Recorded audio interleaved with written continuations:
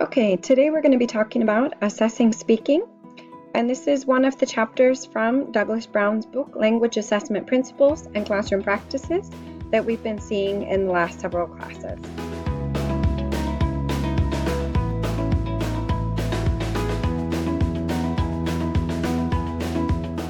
First of all, just as a refresher, because you guys are pretty familiar with this, it's important that we realize that when we assess speaking, we're trying to determine what type of speaker we have.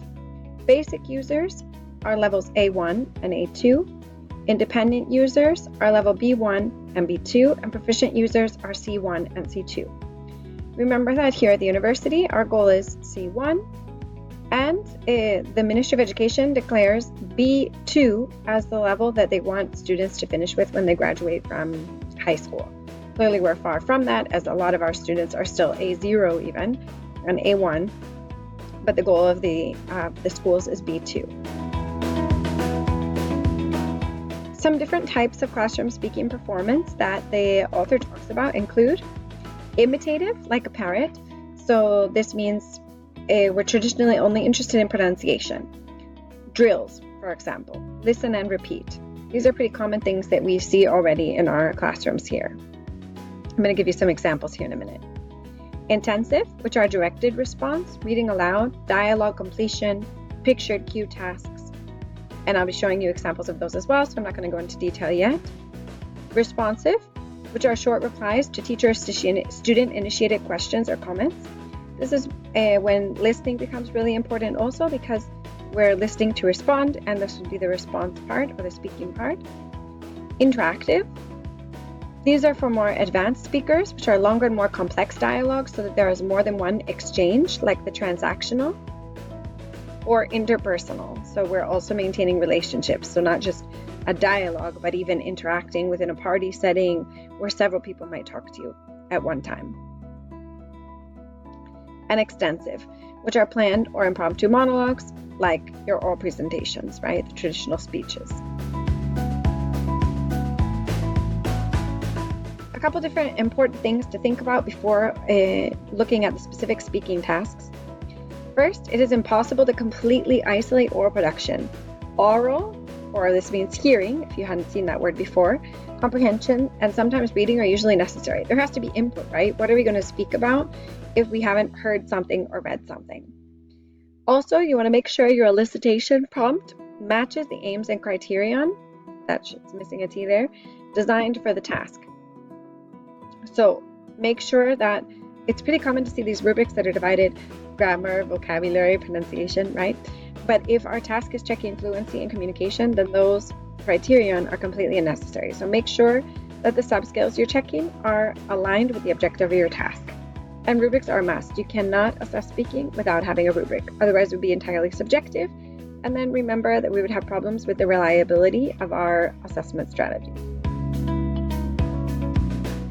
Imitative speaking tasks. Here are some examples of them, like repeating sentences, right? And not just words, but we could have students repeat entire sentences. And we can even create a rubric for this.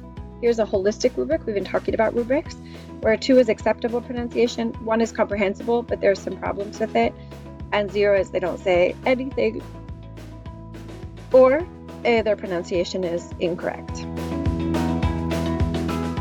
This is really helpful when we're thinking about our formative assessment in the classroom also.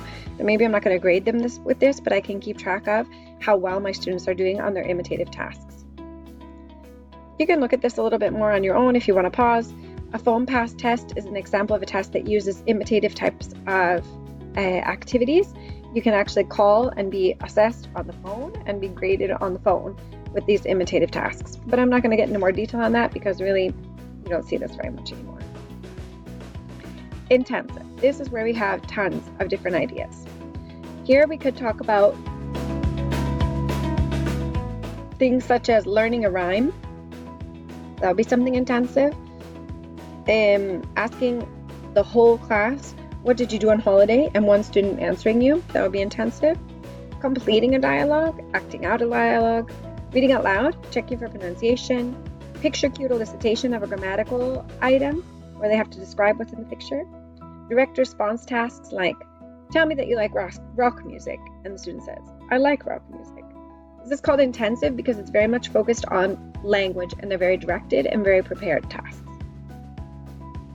Here's an example of dialogue completion. Remember that the speaker responds in speaking, not writing. So they read, may I help you? And they should answer speaking, yes, I'd like a, for example. Okay, what size do you want? I want a size 7. Yeah. So they read it and they respond with speaking. Here's a picture cued elicitation. And here the test takers see all of these pictures and they have to use the comparative form to compare these objects. So the teacher would ask them to look and to compare. So the black chair is bigger than the white chair, or the black chair is softer than the white chair as well. The apples are cheaper than the grapes, but the grapes are more expensive than the apples, and so on and so forth. These are ways that we could be assessing our students other than just dialogues. And this is how the standardized tests that you guys have studied in tácticas and exámenes, that's also how they work with these types of guided tasks. Here's another picture cued elicitation. Here the test takers hear the family's at the airport going on the vacation, and it says where are they going for their vacation, and the teacher can even guide them by pointing, and the student has to answer. So they're going to Hawaii. What will he do in Hawaii? Pointing to the father. So you can show them here the father. He will play golf, and they can answer based on this picture. Picture prompts are a great way to get kids talking. I've done this with like Plan Lector, with the reading in my classes at schools. The students have to read, but the focus of the program was always communication, so I assessed it orally, having the students look at the pictures from the text and tell me about what was going on in the picture. Another example. Another one, speaking, giving directions. Again, you can pause if you want to look at this a little more, and all of these examples are in your text by Brown. And here, a very similar rubric to the one that we looked at for imitative. If I'm doing something that's more formative in class, right, where I'm not going to be giving a mark, but I want to keep track of students' progress, I could use a holistic rubric like the first one. And I could say if it's comprehensible but has some problems, and if it's silent or incompletely incorrect. Or if I want, I could also use an analytical scale, remembering to only assess the things that are most important or that are related to my objective: grammar, vocabulary, comprehension, fluency, pronunciation, and so on. Responsive, these are my favorite, I think. they're the ones that are most entertaining for kids and that make them feel like they're getting as close to a communication as possible. And here are some options that we have: are question elicitation, picture cued elicitation, map cued elicitation, and questions and answers.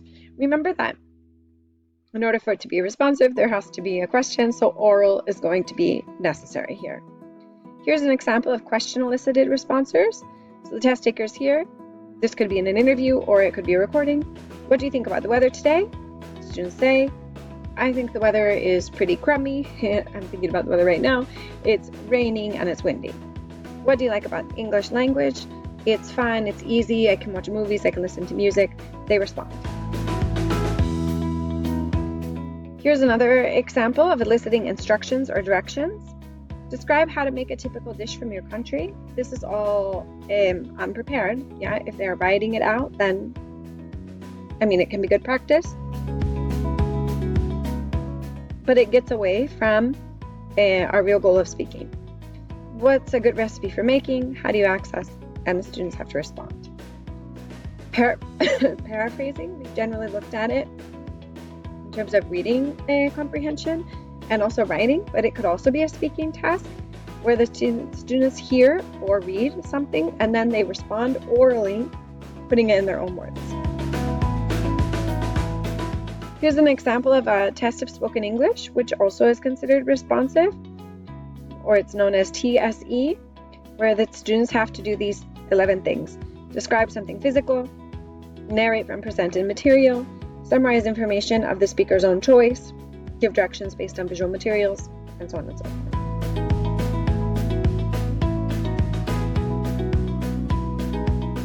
Interactive tasks. This is the next one, right? We had imitative, intensive, responsive, and now interactive. For interactive, we have role plays, interviews, debates, discussions, and conversations, and games. These are the ones we tend to jump to, and I mean, these are a lot of fun, but if we haven't done some of this imitative, intensive, and responsive work ahead of time, students are going to struggle with these. Creating an interview might be an example of something interactive. There's a lesson plan. You can pause if you want to look at that a little more. Here's another example of an interview with the questions already prepared, because their students are being assessed. So they're being chosen based on contents that they should already know and that they will easily be able to, depending upon who, but should easily be able to respond to. Again, you can pause this or look at it in your Brown textbook.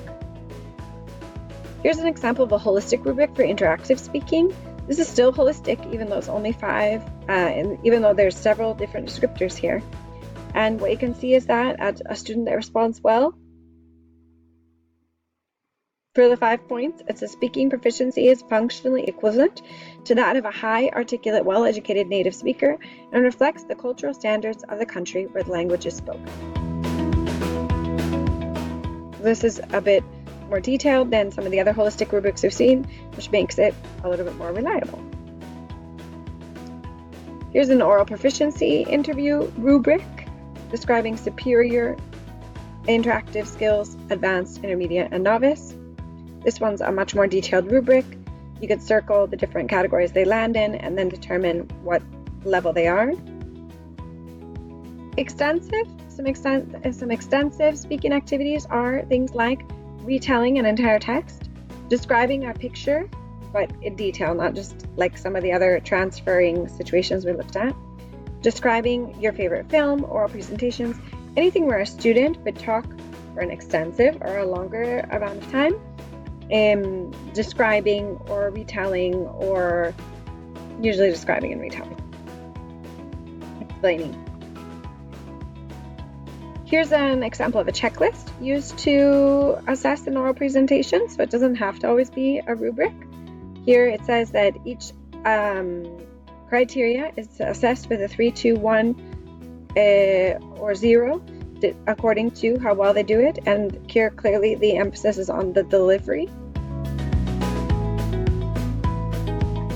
These activities are some things that you could try, and in fact we will try some of them in our own classes as we are practicing, but so that you can start thinking about it ahead of time. What I'm going to be having you do is to, in pairs, look at the list of micro-macro skills for speaking and choose 3 of them and brainstorm some tasks to assess those skills. Because in your text, if you look for it, there's an entire list of sub-skills associated with speaking. Then I want you to choose one of the basic types of speaking and a specific task from all these ones I just showed you, and there are other examples in the text, and evaluate it using the 5 assessment principles. So going back and making connections with what we've already seen. And finally, several scales and rubrics were shown. Look over them and assess the strengths and weaknesses of them. And we'll be able to discuss all of this a little bit in class. All right, well, that's the end of the presentation. I hope that you take the time to go back, double check your understanding of these 5 different types of speaking that you'll be responsible for knowing, and hopefully they can also help broaden your possibilities, not just for assessing, because really assessing and teaching are pretty much the same thing, right? But also for types of speaking activities you could do in class, where they could be peer assessing each other. You could give them recordings that they can then check their own speaking with. There are so many ways that we could, with technology, innovate and let our students do a lot more speaking type of activities in class. So we'll be continuing to work with this together in our next class. See you soon.